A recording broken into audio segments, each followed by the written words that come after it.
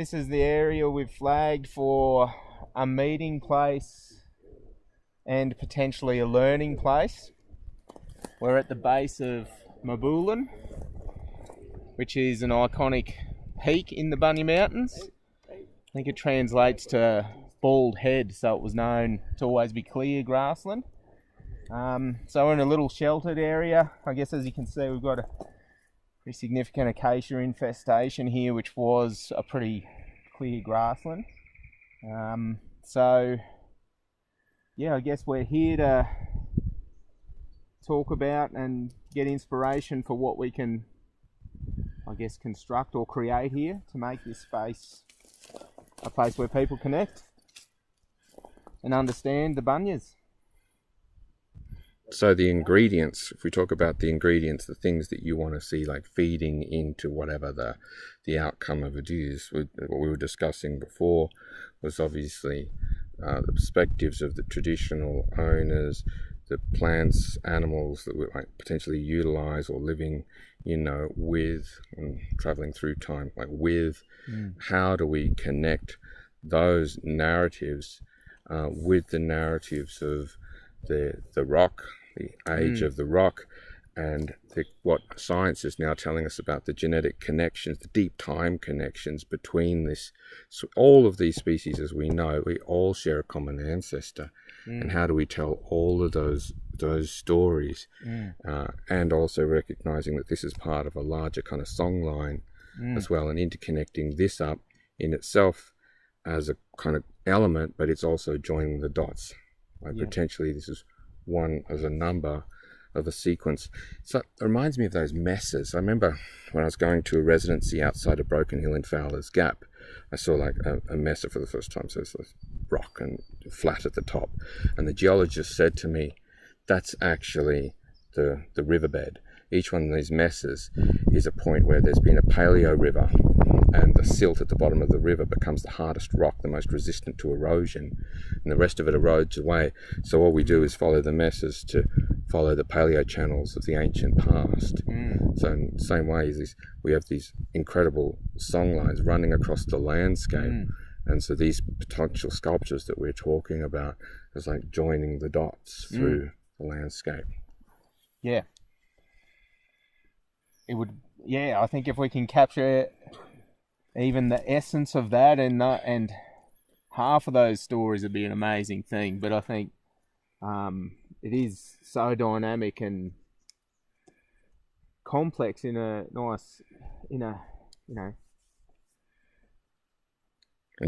But I think, one of the key things I'd like to see is that we are part of that human connection as part of, I guess, the development of this landscape in this country. But I do agree, I think for me this is definitely a central node, a heart of a big landscape. Would like to demonstrate how it is connected throughout a larger area.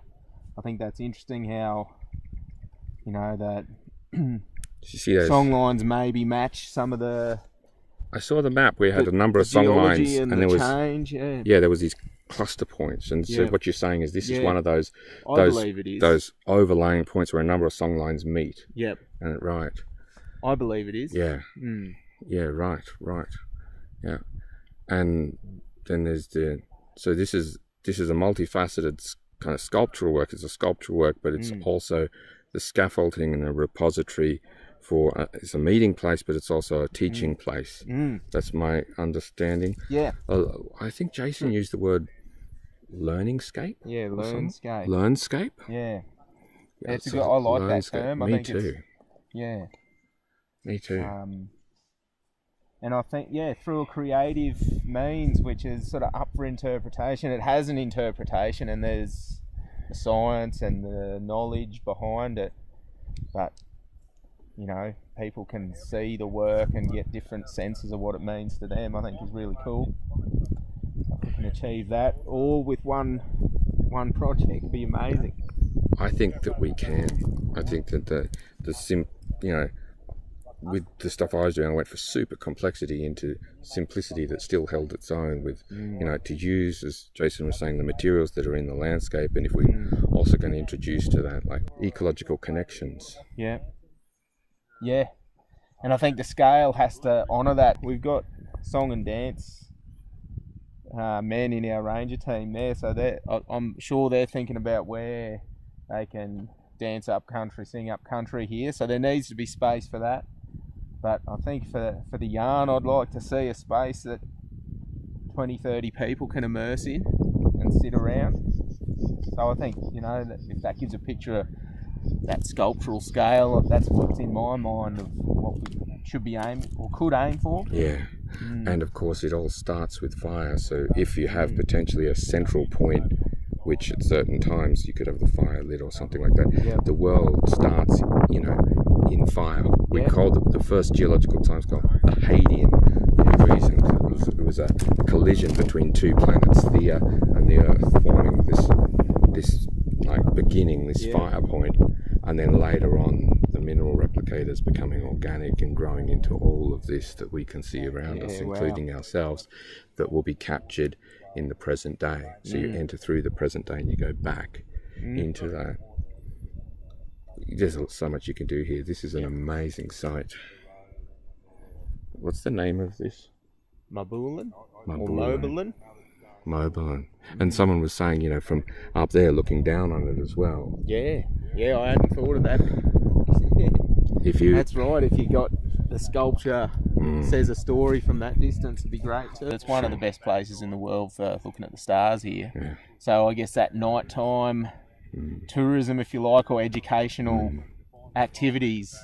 If you do the lighting really thing, well, open it up and then you press the button, it's all dark. That's right, people come up, see the stars, but here's a story as well, and you can use the lights to tell it. That would be incredible for sure. How you connected now. This is going to be awesome. How long do you think this is going to take? Well, there's a few dependencies, but I think, for me, I can't tell until we've got the concept, the agreed concept, and got the momentum for let's do it. Once we got the momentum for let's do it, it'll happen. So at this, Mary's got the ideas in 3 places, right? One being the learner place. This is the big circle. Now, whether that learner place is up on that top pocket, or down in this bottom section here, but they seem to be the 3. One up there, one down here, the big circle here, right where you're standing. So that's for the dancing and we'll make a stone kind of a stage where you are retained all the way across here, so we can, and then lift this little section so we can virtually flatten this out. Maintain this as a dry creek bed, maybe dig out so we're going to be really just clean it up. Like, imagine the kids coming here and having like a little creek bed, like a little swimming pool sort of. I'll dig out a little area people can have a soak. It's already a hollow, so we really don't need to. And then that way, if we retain across here, we can push all the water that's coming down into it.